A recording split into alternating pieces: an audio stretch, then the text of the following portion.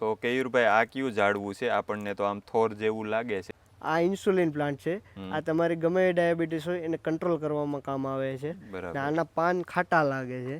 ને આ તમારે કુંડામાંય થાય ને જમીનમાંય થાય. તમને હું અત્યારે આ ટેસ્ટ કરાવીશ. આના પાન કેવો ટેસ્ટ હોય છે જો એકવાર તમે ખાઈને ટેસ્ટ કરો.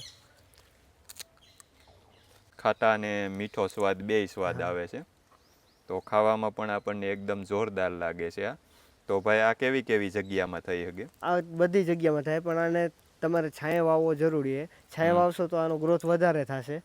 ને પાન આપણે જરૂરી છે તો આ પાન ગ્રોથ થાય એટલે પાન તો થવાના જ છે. આનો રોપ આવે કે આની કલમ આવે? આના રોપ આવે.